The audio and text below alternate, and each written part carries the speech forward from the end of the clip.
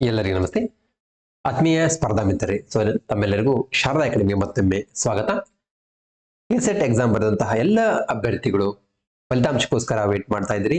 ಅಂತಿಮವಾಗಿ ಇವತ್ತನೇ 21ನೇ ತಾರೀಕಿಗೆ ಕೆಇಎ ತನ್ನ ವೆಬ್ಸೈಟ್ ನಲ್ಲಿ ಫಲಿತಾಂಶವನ್ನು ಪ್ರಕಟಿಸಿದೆ. ಇವತ್ತನೇ ವಿಡಿಯೋದ ಮುಖ್ಯವಾಗಿ 3 ಅಂಶಗಳನ್ನ ಹೇಳಿಕ್ ಬಯಸ್ತೀನಿ. ಒಂದು, ತಾತ್ಕಾಲಿಕ ಫಲಿತಾಂಶ ಪ್ರಕಟಣೆ ಒಂದು ಪ್ರಕಟಣೆ ಹೊರಡಿಸಿದ್ದಾರೆ.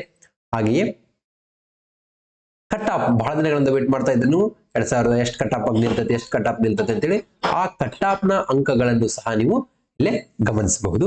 ಹಾಗೆಯೇ ಸ್ಕೋರ್ ಲಿಸ್ಟ್ ಅಂದ್ರೆ ವೈಯಕ್ತಿಕವಾಗಿ ಎಷ್ಟು ಸ್ಕೋರ್ ಅನ್ನ ಪಡೆದಿದ್ದಾರೆ ಅನ್ನೋದು ಸಹ ಸ್ಕೋರ್ ಲಿಸ್ಟ್ ಅನ್ನು ಸಹ ನೀವು ವೆಬ್ಸೈಟ್ ಗೆ ಹೋಗಿ ನೋಡ್ಕೊಳ್ಬಹುದು. ಸರಿನಾ? ಈ ಮುಖ್ಯ ಅಂಶಗಳನ್ನ ನೀವು ಗಮನಿಸಿ. ಇನ್ನು ಪ್ರಕಟಣೆಯಲ್ಲಿ ಏನ್ ಕೊಟ್ಟಿದ್ದಾರೆಪ್ಪ ಅಂದ್ರೆ, ಅಕಾರ್ಡಿಂಗ್ ಟು UGCA ಮಾರ್ಗಸೂಚಿ ಪ್ರಕಾರ ನಾವು ಕೆಸೆಟ್ ಎಕ್ಸಾಮ್ ಅನ್ನ ಕಂಡಕ್ಟ್ ಮಾಡಿದ್ರು. ಅಂದ್ರೆ 2025 ನವೆಂಬರ್ 2ರಂದು. ಇನ್ನು ಕೆಎ ಅನ್ನಿಸ್ತಕ್ಕಂತ ಇದು ಕೆಸೆಟ್ ನ 3ನೇ ಪರೀಕ್ಷೆ ಆಗಿದೆ. 3ನೇ ಬಾರಿಗೆ ಕೆಸೆಟ್ ನ ಕೆಎ ಕಂಡಕ್ಟ್ ಮಾಡ್ತಾ ಇದೆ. 11 ಜಿಲ್ಲಾ ಕೇಂದ್ರಗಳಲ್ಲಿ 33 ವಿಷಯಗಳಿಗೆ ಸಂಬಂಧಪಟ್ಟಂತೆ ಒಟ್ಟು 1,34,826 ಅಭ್ಯರ್ಥಿಗಳು ಏಕ ಹಂತದಲ್ಲಿ ಎಕ್ಸಾಮ್ ಅನ್ನ ಕಂಡಕ್ಟ್ ಆಫ್ಲೈನ್ ಮಾದರಿಯಲ್ಲಿ. ಇದರಲ್ಲಿ 1,21,052 ಅಭ್ಯರ್ಥಿಗಳು ಪತ್ರಿಕೆ 1, 2 ಎರಡನ್ನು ಸಹ ಬರೆದಿದ್ರು. ಅಂದ್ರೆ ಎಕ್ಸಾಮ್ ಬರೆದಂತಹ ಅಭ್ಯರ್ಥಿಗಳ ಸಂಖ್ಯೆ ಏನಪ್ಪ, 1,21,052. ಇನ್ನು ಕೆಸೆಟ್ ರಿಸಲ್ಟ್ ಅನ್ನು ನಿರ್ಣಯ ಮಾಡಲಿಕ್ಕೆ ಈ ಒಂದು ಅಂಕಿ ಸಂಖ್ಯೆ ಆಧಾರದ ಮೇಲೆ ನಿರ್ಣಯ ಮಾಡ್ತಾರೆ. ಓಕೆನಾ? ಜೊತೆಗೆ ಕೆಎ ವೆಬ್ಸೈಟ್ ನಲ್ಲಿ ತಾತ್ಕಾಲಿಕ ಉತ್ತರಗಳನ್ನು ಕೊಟ್ಟಿದ್ರು. ನಂತರ ಆಕ್ಷೇಪಣೆಗೆ ಅವಕಾಶ ಕೊಟ್ಟು ಆ ಪರಿಶೀಲನೆ ನಂತರ ಅಂತಿಮವಾಗಿ 15ನೇ ತಾರೀಕು ತಾತ್ಕಾಲಿಕ ಅಂಕಗಳನ್ನ ಮಾಹಿತಿಗಾಗಿ ವೆಬ್ಸೈಟ್ ನಲ್ಲಿ ಬಿಟ್ಟಿದ್ರು. ಇದಿಷ್ಟು ಪ್ರಕಟಣೆಯಲ್ಲಿ ಹೇಳ್ತಾ ಇದ್ದಾರೆ. ಇನ್ನು ಮೆರಿಟ್ ಲಿಸ್ಟ್ ಅನ್ನ ಯಾವ ರೀತಿ ಮಾಡ್ತಾರೆ ಅನ್ನೋದನ್ನು ಸಹ ಕೆಳಗಡೆ ಅವರು ಪ್ರಕಟಣೆಯಲ್ಲಿ ತಿಳಿಸಿದ್ದಾರೆ. ಈ ಮೊದಲು ಸಹ ಇದೇ ತರ ಏನು ಮೆರಿಟ್ ಲಿಸ್ಟ್ ತಯಾರಾಗ್ತಾ ಇತ್ತು. ಇನ್ನು ಹಂತ 1 ಗಮನಿಸಿದ್ರೆ ಏನ್ ಮಾಡ್ತಾರೆ, ಪೇಪರ್ 1, ಪೇಪರ್ 2 ಎರಡಕ್ಕೂ ಒಟ್ಟು ಹಾಜರಾದಂತಹ ಅಭ್ಯರ್ಥಿಗಳ 6% ಅಭ್ಯರ್ಥಿಗಳನ್ನ ಸಹಾಯಕ ಪ್ರಾಧ್ಯಾಪಕರ ಅರ್ಹತೆಯಾಗಿ ಆಯ್ಕೆ ಮಾಡಲಾಗುತ್ತೆ. ಅಂದ್ರೆ 6%. ಏನು 1,21,052 ಅಭ್ಯರ್ಥಿಗಳನ್ನ ಪರಿಗಣನೆ ಮಾಡಿದಾಗ 6% ಅನ್ನ ಅದರಲ್ಲಿ ಕ್ವಾಲಿಫೈ ಅಂತ ಕೊಡ್ತಾರೆ. ಇನ್ನು ಎರಡನೇ ರೀತಿಯಾಗಿ ಸ್ಲಾಟ್ ವಾರು, ವರ್ಗವಾರು, ವಿಷಯವಾರು ವಿಂಗಡಿಸಿ ಪೇಪರ್ 2 ಪೇಪರ್ ಒಟ್ಟು ಅಂಕಗಳ ಆಧಾರದ ಮೇಲೆ ಮೆರಿಟ್ ಪಟ್ಟಿ ತಯಾರಾಗ್ತದೆ. ಅಂದ್ರೆ ಪತ್ರಿಕೆ 1ಕ್ಕೆ ಹೆಚ್ಚಿಗೆ ಅಂಕ ಪಡೆದನಂತಿಲ್ಲ, ಪತ್ರಿಕೆ 2ಕ್ಕೂ ಅಂತಲ್ಲ. ಎರಡೂ ಅಂಕಗಳನ್ನ ಪರಿಗಣನೆ ಮಾಡಿ ಇನ್ನು ರಿಸಲ್ಟ್ ತಯಾರಾಗುತ್ತೆ ಅನ್ನೋದು.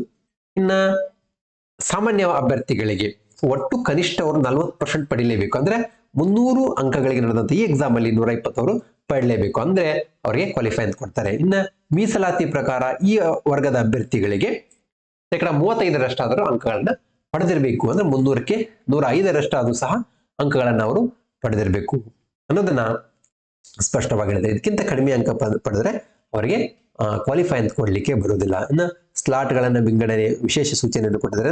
ಭಿನ್ನ ರಾಶಿಯಲ್ಲಿ ಬಂದಾಗ ಯಾವ ರೀತಿಯಾದಂತಹ ಅಂಕಗಳನ್ನ ಪರಿಗಣನೆ ಮಾಡ್ತೀವಿ ಅನ್ನೋದು ಸಹ ಇಲ್ಲಿ ಕೊಟ್ಟಿದ್ದಾರೆ. ಅಂದ್ರೆ ಒಟ್ಟಾರೆಯಾಗಿ ಈ ಪ್ರಕಟಣೆಯಲ್ಲಿ 1,21,052 ಅಭ್ಯರ್ಥಿಗಳ ಮೇಲೆ 6% ಅದ ನಿಯಮದ ಪ್ರಕಾರ ಅಂದ್ರೆ ಒಟ್ಟು 7,263 ಅಭ್ಯರ್ಥಿಗಳು ಲಭ್ಯ ಆಗ್ತಾರೆ.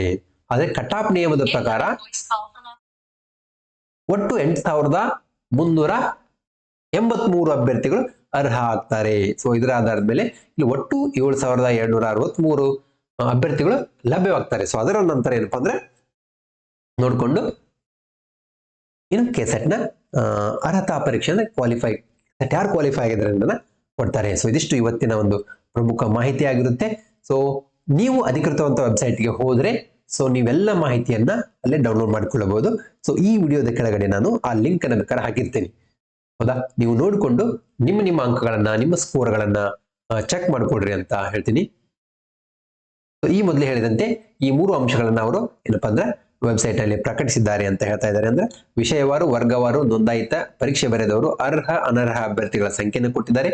ಏನು 40% GM ಅಭ್ಯರ್ಥಿಗಳಿಗೆ, 35% ರಿಸರ್ವ್ ಯಾರಿದ್ದಾರೆ ಅವರಿಗೆ ಅಂಕಗಳನ್ನ ಪಡೆದ ಅಭ್ಯರ್ಥಿಗಳ ವಿವರನ್ನು ಸಹ ಕೊಟ್ಟಿದ್ದಾರೆ. ಹಾಗೆ ವಿಷಯ ಮತ್ತು ವರ್ಗವಾರು ಅಭ್ಯರ್ಥಿಗಳ ಸ್ಲಾಟ್ಗಳು ಎಷ್ಟಿದಾವೆ ಅನ್ನೋದನ್ನು ಸಹ ವೆಬ್ಸೈಟ್ ನಲ್ಲಿ ಕೊಟ್ಟಿದ್ದಾರೆ. ಹಾಗಾದ್ರೆ ನೀವು ವೆಬ್ಸೈಟ್ಗೆ ಭೇಟಿ ಕೊಟ್ಟು ಎಲ್ಲ ಮಾಹಿತಿಗಳನ್ನು ಪಡೆದುಕೊಡ್ರಿ.